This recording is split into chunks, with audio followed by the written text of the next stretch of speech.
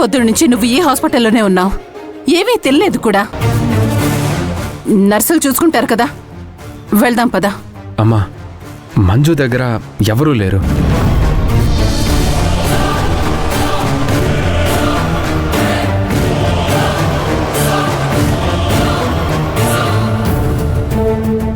వాళ్ళ అమ్మ చెల్లి వచ్చారు కదా, ఇంకా నువ్వెందుకు ఇక్కడ? గూర్ఖా పని ఏమైనా చేయాలి ఇక్కడ? వాళ్ళు వస్తారు కదా, మనం వెళ్దాం పదా. మంజు వాళ్ళ అమ్మకి సెలైన్స్ ఎక్కుతున్నాయమ్మా. హాసిని కూడా తన దగ్గరే ఉంది. సత్య, ఆ అన్నపూర్ణని డాక్టర్కి చూపించడం, హాసినికి నువ్వు డబ్బులిచ్చి పంపించడం నేనంతా చూస్తూనే ఉన్నాను. చేసిందే ఎక్కువ, ఇక చేయాల్సిందేమీ లేదు. వెళ్దాం పదా. అమ్మా, నేను రాను.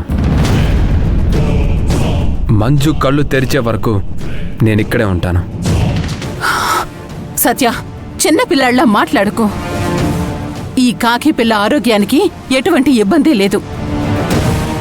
నీ ఆరోగ్యం ఎక్కడ దెబ్బతింటుందో అని నా భయం రా. నా ఆరోగ్యానికి ఏమీ కాదమ్మా.